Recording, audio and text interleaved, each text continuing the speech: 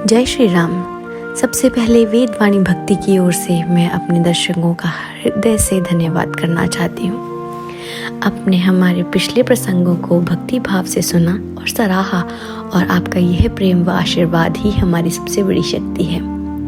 आज हम प्रवेश कर रहे हैं रामायण के दूसरे अध्याय में।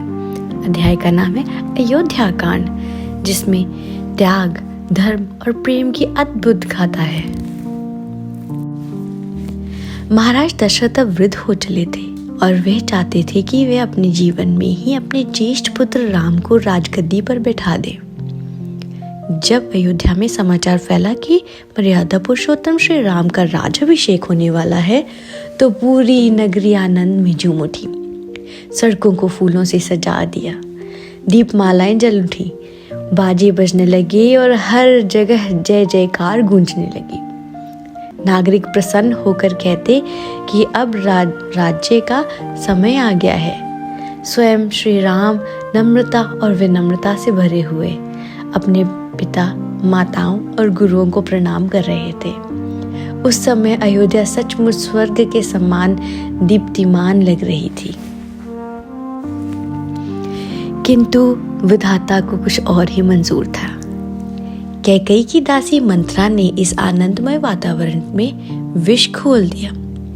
उसने कैकेयी के मन में ईर्ष्या और संदेह का बीज बो दिया। मंथरा ने कहा, यदि राम राजा बने तो भरत का भविष्य अंधकारमय हो जाएगा। धीरे धीरे कैकेयी के हृदय में क्रोध और जिद भर गई।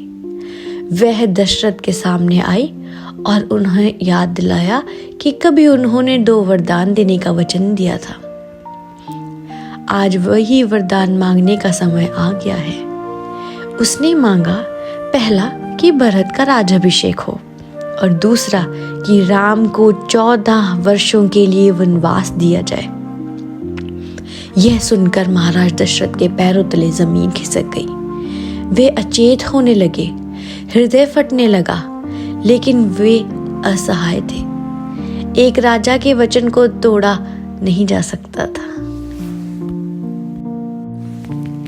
जब यह समाचार राम तक पहुंचा, तो उन्होंने बिना किसी विरोध और क्रोध के शांत और स्थिर मन से इसे स्वीकार कर लिया।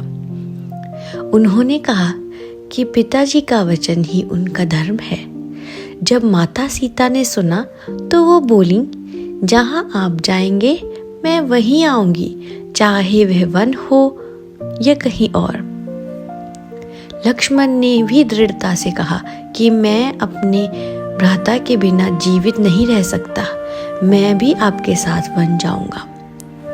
इस प्रकार तीनों ने राजसी वस्त्र त्याग दिए और वन के लिए प्रस्थान किया।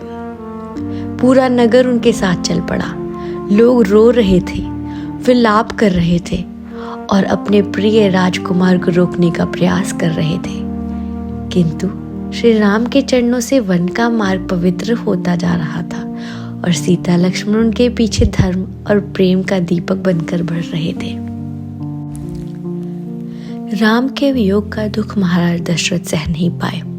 वे बार बार पुकारते रहे, राम राम, और अंततः शोक से व्याकुल होकर उन्होंने अपने प्राण त्याग दिया। उनके निधन से अयोध्या शोक सागर में डूब गई। महल में विलाप था, नगरवासियों की आंखों में आंसू थे और संपूर्ण राज्य निराशा से घिर गया था। इसी बीच भरत अपने ननिहाल से लौटे। जब उन्हें पता चला कि उनकी माता कैकेयी के कारण राम वनवास चले गए और पिता का निधन हो गया, तो वे दुख से व्याकुल हो उठे। उन्होंने अपनी माता को कठोर शब्द कहे और गद्दी पर बैठने से स्पष्ट मना कर दिया। भरत का हृदय राम के बिना राज्य स्वीकार नहीं कर सकता था। वे अपने मंत्रियों और गुरुओं के साथ वन की ओर बढ़े और भाई राम से मिले। आंसू बहाते हुए उन्होंने कहा, हे भ्राता, अयोध्या आपके बिना शून्य है, आप लौट चलिए। लेकिन राम ने धर्म का पालन करते हुए कहा कि पिता का वचन सबसे ऊपर है और उन्हें 14 वर्ष का वनवास पूरा करना ही होगा।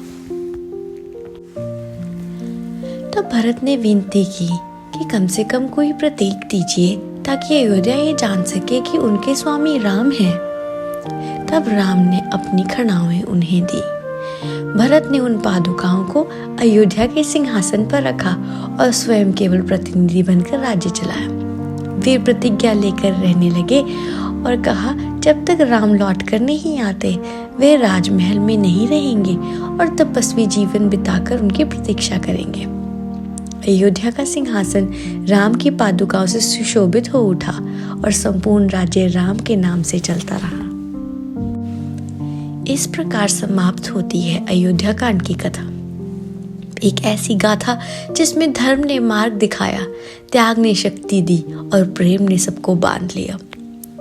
वेदवाणी भक्ति की ओर से आप सभी का हृदय से धन्यवाद जो आपने इस कथा को भक्ति भाव से सुना। आपका आशीर्वाद ही हमारी सबसे बड़ी प्रेरणा है। अगले प्रसंग अरण्य कांड के लिए हमारे साथ जुड़े रहें। जय श्री राम।